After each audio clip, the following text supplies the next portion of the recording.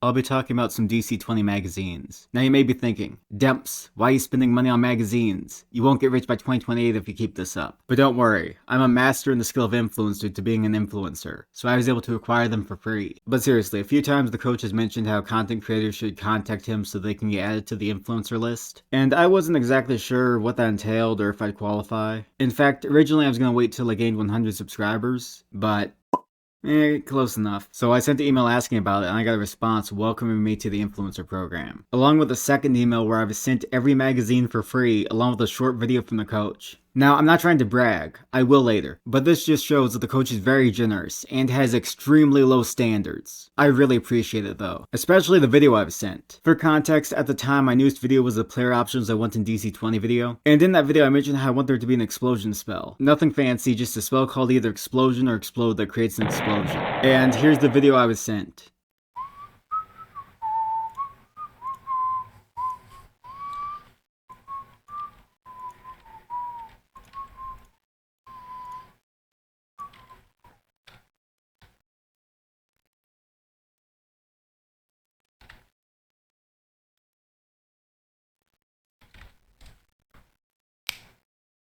I jumped out of my seat when I saw that. It really meant a lot. I'm even more excited for 0.10 now, assuming it doesn't forget to add the spell. I really hope the shot put ball doesn't ruin this for me. But anyway, I should actually get to talking about magazines. So, are they worth buying? Not really. Bet he regrets giving me free stuff now. For real though, this might just be common sense, but whether a magazine is worth it or not depends on if you're going to use it. If a specific magazine would be useful for a game you're running, or if you just want to support the coach, then get it. Otherwise, don't worry about it. There are some cool magazines, but they aren't required to play the game, and certain magazines will eventually be added to the core rules anyway. So just be wise with your money. Unless I end up setting up an affiliate link, in which case please be unwise with your money and buy everything multiple times. Now, I'll talk about some specific magazines, starting with the Scion subclasses magazine. This one is especially exciting for me, since remember what I said in the first proper DC20 video that I made? Actually, you definitely don't. So here's a flashback clip. When it was announced that Psionics are sold separately, I wasn't too enthusiastic about that. I absolutely get why the DC20 magazine exists, and I know it's going to be in a future book anyway, but I wish Psionics were free to the people, or at least Kickstarter backers. Or at least me specifically. I got my wish. Psionics were free to me specifically. And now that I've read the magazine, I can say that it's cool. In general, I'm not super familiar with psionics across fiction, so I am mainly looking at this through the lens of the Force from Star Wars. Which isn't exactly psionics, but the powers are similar. And the Scion works decently well for playing as a Force user, which I like. Though the Psybolt spell from Sonic Mind, the psychic damage increase from Mind Sense, and maybe telepathy might not exactly fit depending on what you're going for. But that isn't a real critique or anything. I can't really speak on if it does a good job fulfilling the general Scion fantasy or not. But I'm cool with it. And for the subclasses. The Psionites is a subclass for people who want to play as a Jedi. I like the idea of the subclass, but mechanically I'm not sure. Combat training makes sense. Psychometabolism lets you increase your speed, kinda like the iconic Force Speed ability. I like this feature. Psionic Strikes allows you to add Sonic Mind spell enhancements to your martial attacks. I don't think this feature is anything crazy. It's just a small boost for the martial playstyle, which is fine. However, since 0.9.5 released, Disruption doesn't provide anything that Daze doesn't. And I believe in 0.10, Daze is going to be an attack maneuver, or attack enhancement now, which all martials will have. The Daze from Sonic Mind is tied to a mental save, so there is probably some value still, but as time goes on, this is becoming a lot worse. It's not exactly fair to judge it based on newer versions, but even in 0.9, it's just fine. I'm curious how it's going to be updated. Sonic Barrier reminds me of the Hero's Unyielding Spirit feature, although Sonic Barrier is likely better most of the time. I know the Scion probably needs the extra temp HP for survivability so it can do the melee-gish playstyle, but as a fan of the Hero subclass, I am jealous. Buff the hero. And the flavor feature seems fine. However, my main concern with Psionites in general is that if I wanted to be optimal, I'd probably still just fight using spells. Unless I wanted to bypass the multiple check penalty, but that's getting changed to 0.10 anyway. Maybe it's fine for martial attacks to be more of a backup option, but the flavor of this subclass makes it feel like it's meant to be their main thing. I'm sure you could play it like a Jedi and run into melee with a sword without too much trouble. That's probably how I'd play it. But the mechanics don't really make me want to do that. It allows me to do that, but I just want to do that because Jedi are cool. Most of the features still work fine if you keep playing like a spellcaster. And if you do play like a martial, then you're missing out on the psychic damage increase from Mind Sense. Tell me if I'm missing something, but I don't think the subclass lives up to its potential. Now, for the other subclass. The Oracle is the subclass for people who want to play as Raven from That's So Raven. Mechanically, this has the potential to be incredible. It can create a lot of hype moments, a lot of aura, but when I first read it, I was surprised how it essentially only has one feature. I guess it probably doesn't need anything else from a strength perspective, but I at least wish the flavor feature could do more. I can't imagine that most people will get to use Third Eye more than twice per campaign. But overall, I think this is an interesting subclass. I'm a fan. And for the Scion's Paragon talents, I think they're both cool. Now for the Beta Bestiary Volume 2 magazine. This is a good magazine. There's a lot to talk about with this one, but I just want to talk about the cover. I believe the coach said that this monster is a combination of his son's, and his wife's favorite animals, and I really like its design, besides maybe the back legs. I wish they were gray. Whoever has this as your favorite animal, please like gray animals more.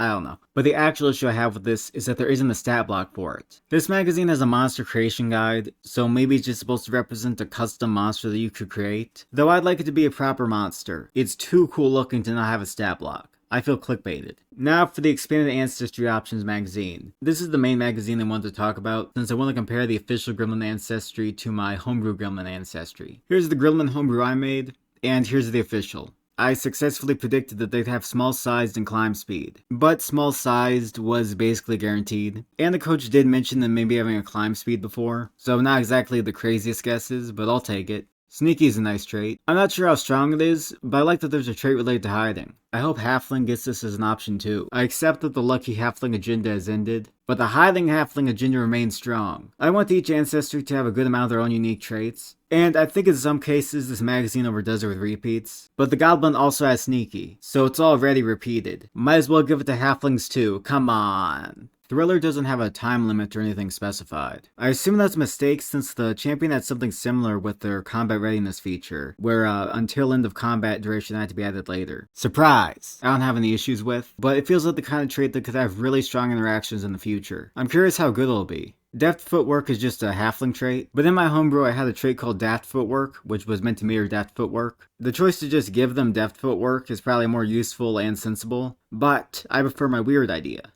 Halfling Disguise was very surprising. It's uniquely DC20. In my homebrew I gave them Selective Hearing, which was just deafened resistance. But Halfling Disguise is way more interesting, although I'm not completely sure what this trait means. At first I thought it meant that you could look like a halfling version of yourself, but it might let you disguise as any halfling. I'm not sure. Bravery is just halfling bravery, but it got renamed to be more general. Give Chase is basically speed increase, but cheaper and with a restriction added to it. It's nothing crazy, but I think it's cool. Though I imagine the flavor could feel a bit odd at times. Quick Reactions is a trait that Elf and Beastborn also have. By the way, it feels odd to me how this has nothing to do with DC20 reactions. Like it's not referring to the mechanic, it's just using reactions as a regular word. Fearsome lets you inflict frightened. Comparing it to my homebrew, this is sort of like the Gremlin Fear trait, except I think Fearsome is significantly more elegant. I really like how this was handled. Natural Weapon was a trait I thought about including in my homebrew, but I decided against it since I feel like I'd either have to copy and paste a bunch of natural weapon traits from Beastborn, or come up with original ones. But the official just gave them natural weapon with nothing else. This feels weird to me. Outside of flavor, I don't see much reason why I'd want this outside of very niche scenarios. But I guess it's fine to have as an option. Critter Knowledge is also just a halfling trait. I'm a little surprised that this is the only trait related to animals. Although with my homebrew I also only had one trait related to animals, with Beast Behaviorist. I wanted to give them a trait that lets them speak to animals too, since halflings have Beast Whisperer and Beast Insight. But it was awkward because it'd probably have to be a 2-cost trait. However, having a 2-cost trait that's basically just Druid flavor feature but worse would feel extremely bad. I'm curious if the devs had a similar issue when designing the gremlin, or if they decided from the start that gremlins wouldn't be able to speak to animals. But anyway, those were the traits. So, after comparing my homebrew ancestry to the official one, I can definitively say that I prefer my own, probably because I'm biased. The official isn't half bad though. My biggest complaint is I feel like it should have more traits that are unique to it. Also, I'm surprised that mechanically the gremlins sort of went all in on the scaring aspect with their unique traits. If more traits get added in the future, I'd like to see them be related to other aspects of gremlins.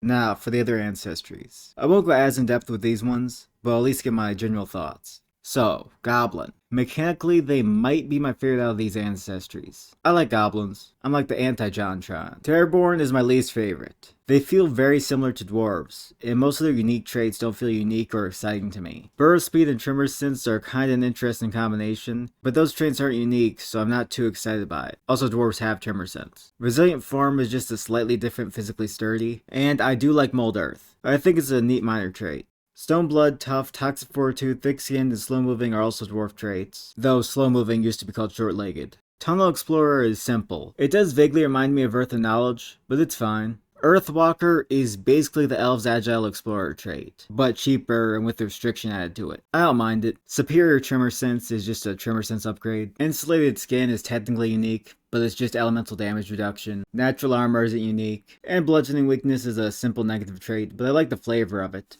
Now to clarify, I am absolutely fine with Ancestry sharing some traits. Not everything needs to be unique, you don't have to reinvent the wheel with every Ancestry trait. But I feel like this Ancestry especially overdoes it. If you want to play as a default dwarf, you can choose Terraborn and take Tough, Toxic Fortitude, and Resilient Form. If you do that, then the only difference is that you would have advantage against being transformed instead of advantage against being deafened, and have a different minor trait. With Human and Orc, they share a similar theme, in that they both have traits tied to Death's Door. But they don't actually share traits, the ancestries are clearly distinct. I wish Dwarf and Terraborn were more like that. Also, I suspect that Terraborn are going to be the least popular of these expanded ancestries, just based on their design. So I feel like they especially need interesting, distinct trait options to increase their stocks. Give them a trait that makes them like a Thwomp or Womp, is what the people need. Or just anything else that's cool. Shadowborn are very cool, and they feel distinct from elves. I like them. My only complaint is that in this magazine they have the smallest amount of ancestry traits. If they got like 2 more cool traits, then I'd be perfectly happy with them. And now, for the final magazine of the video, the Artificer. I really like it. I think it's the coolest magazine. However, I don't have too much to say about it beyond that. I think pretty much everything I could say about it has already been thoroughly discussed, and it really feels like the type of class where I'd have to play with it to get a proper understanding. But for the real question, can you build Frankie as an Artificer? Yeah!